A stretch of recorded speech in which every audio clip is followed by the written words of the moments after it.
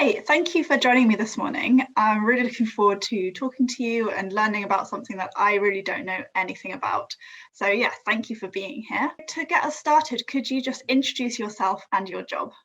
My name's Ken Stewart. I'm the director of a company called Horse Logging, which specialises in low impact, environmentally friendly removal of wood from forests. We're also small scale forestry and woodland contractors, again specialising in smaller woodlands away from the mainstream sort of forestry contracting business. What is horse logging and how did you get into horse logging as a career?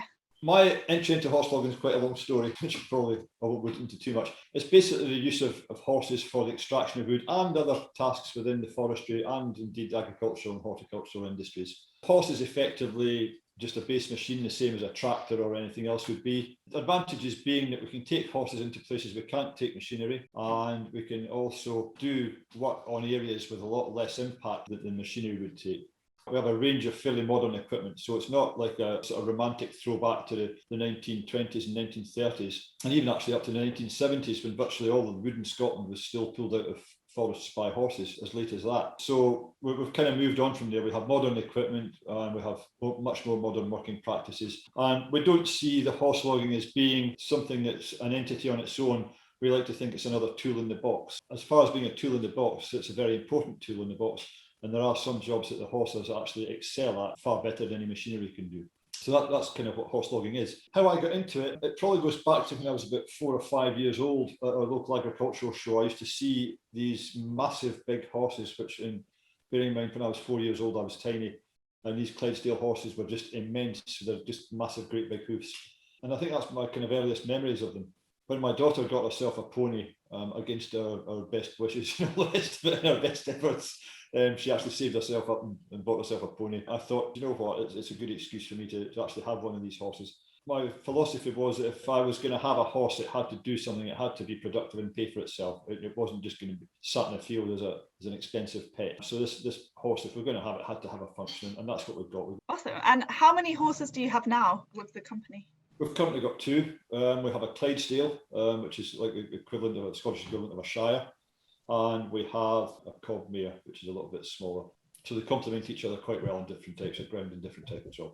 Awesome. And what is the environmental impact of horse logging? So what is the effect of horse logging on the environment, on the forests? One of the things about horse logging is it doesn't tend to make a mess, and any mess it makes is very superficial. When you take large heavy machines into forestry or into any ground, they compact the ground, and for plants, trees, etc. to grow well, they need a certain amount of air in the soil, if you like, so they won't grow in anything that's heavily compacted and almost clay-like. What we do with the horses is we basically make a little bit of surface damage. The ground underneath stays untouched. So that means it remains ideal for growing and it doesn't get compacted. And the other environmental side of it is if we take sort of modern forestry practices, the normal way of thinning a forest is to do what they call rack thinning. Rack thinning is where they would just take a machine down a line of trees. To thin forestry well, you're looking at taking out the less vigorous, the damaged, the weaker trees, the ones which aren't going to produce the quality of wood that you want. Rack thinning takes out everything. What we can do with the horses, we can go out and we can selectively thin, which means that we can take out the less viable trees, the ones which are of lower value and the ones which are less vigorous, and we can leave the good trees.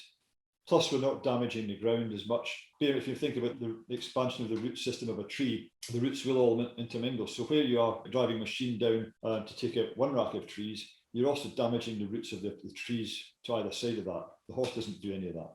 The other bonus is we can actually get onto ground that you can't take machines onto. Reforestation is absolutely vital, both from an economic point of view, but also from a rural sustainability point of view.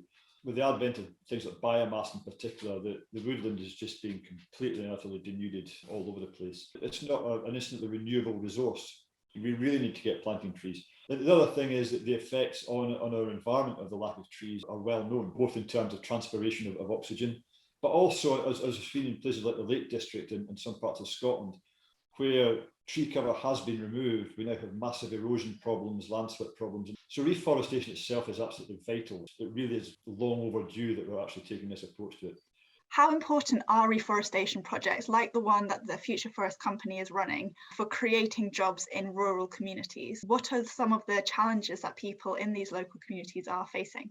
In terms of our local economy, this is quite a deprived area that we live in. Traditionally, it was a very agricultural area and also quite a lot of heavy industry. For example, there used to be a local steelworks which employed thousands of people. We had, not too far away, one of the biggest explosive factories in the world, again employed thousands of people. One of the other local villages was world famous for furniture making. All of that's gone now, and there's nothing has come to replace it. Furthermore, agriculture, on the 5-mile section of road I live on, there used to be 9 dairy farms, there is now only 1. And all these farms used to employ probably 5 or 6 local people. Now they don't employ anybody. It's pretty much the farmer or the landowner themselves sitting in a machine all day, living actually a pretty lonely life for most of them. So in terms of the local job situation, there is very, very little, and there's particularly very little for young people. So anything we can do to get people additional skills and to give them, as much as anything, a sense of worth and get them out doing a constructive job, it's got to be something that needs to be done. There are very, very few opportunities around for them to do that, and hopefully this project will give at least some of them A, good training, but B, also get them out into the work, get them into the work ethic. Hopefully from there they've got a little bit of experience they can put on a CV or go to an interview and say, I've done this, and I can do this, and hopefully that then will maybe get some of them into full-time employment. That's what we're hoping to achieve. So how many chainsaw trainees are you planning on working with at Hainings over the coming year or so? And what is the journey that a chainsaw trainee will experience? It depends on the timing, apart from anything else, but also depends on how many people are willing to come and do it. We take up to 4 at a time. That's the kind of maximum number I can reasonably keep an eye on safely. The training process is how long is a piece of string, really. The initial training course for all chainsaw users is 2 days. And that's where they learn about the importance of the PPE, the protective equipment, how to look after the saw, how to sharpen it, how to maintain it, but also how to use it safely. You can't do anything else with a chainsaw in terms of training and certification until you've done that 2 days. And they would do that down at our training centre. From there, they would move up into the forestry, where we actually start the tree felling side of things, which is another 3 days of training and assessment on top of that. And we'd probably expect them to have a couple of weeks of experience before they come for the assessment, so they're fairly fluent. So in terms of the actual training side of it, they're looking at a 5-day training course before they're actually allowed to go out on their own. And then beyond that, we would at some point get an independent certification done on assessment and certification to get them a nationally accredited ticket through one of the organisations such as Larch Awards or the NPTC. And then where could they go with that? What sort of different industries could they move into? There are a number of options for them. There's obviously the forestry industry. This isn't a particularly forestry heavy part of Scotland, but we have a lot of tree surgery going on. One of the big employers now is the companies doing railway line clearance and road verge clearance. And that's quite a big employer in the local area. There are quite a lot of young people working for these companies doing that kind of work. So there are various options for them. There's also options for them to go into landscaping and other sort of horticulture and agricultural related businesses, fencing, etc. So it does open a few doors for them. And what is the impact of projects such as the project at Hainings run by the Future Forest Company on local communities? It's difficult to evaluate at the moment because it's still quite new here.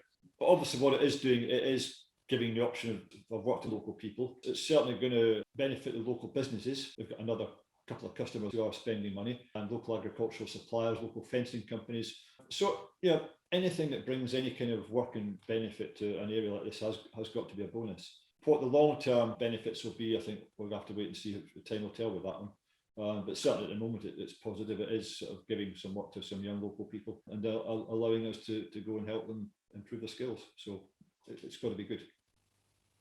So the Hainings site is a plantation forest. Quite a lot of the trees have larch disease. There are quite a few diseased trees that need to be removed by law. So what will happen to these trees after the chainsaw trainees have cut them down, have removed them? Can anything be done with the wood? Ideally, that'll have to be used on site.